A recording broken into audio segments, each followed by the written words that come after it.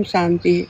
मैं भोपाल जोन इटारसी से यहाँ मधुबन बेहद बाबा के घर में आई हूँ और मेरा अनुभव सुना रही हूँ।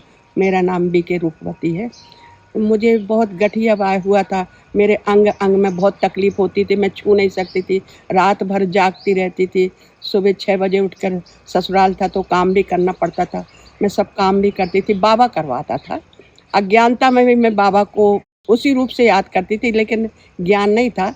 फिर मैंने बाबा को कहा, मैंने कहा बाबा स्नान करने के लिए सब मुझे मना करते हैं, लेकिन मुझे तो आपके पास आना है, तो आप एक काम करो बाबा, मेरा ये बेहद जो गठिया बाय है, वो गठिया बाय को आप गठिया बाय से मुक्ति कर दीजिए और मैं आपके यहाँ रोज़ सेंटर में आऊँगी, क्लास करूँगी।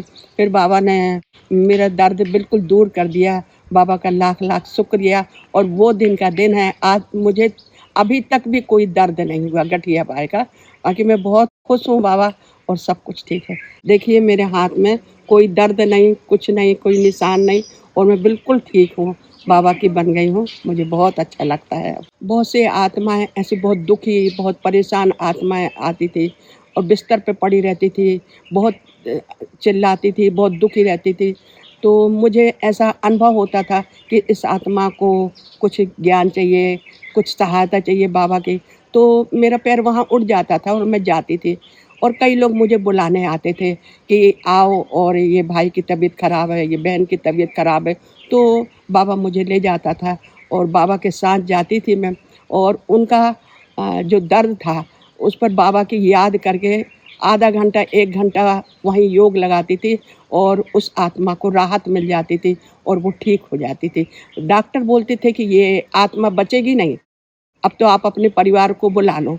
लेकिन जब मैं जाती थी तो बाबा से बोलती थी, बाबा आप तो सर्जनों के भी सर्जन हैं और आप तो असंभव को भी संभव करने वाले हैं बाबा, आप इसको ठीक करना पड़ेगा बाबा। मेरी इज़्ज़त आपके हाथ में है, देखो बाबा इन्होंने बुलाया है, आपको ठीक करना पड़ेगा।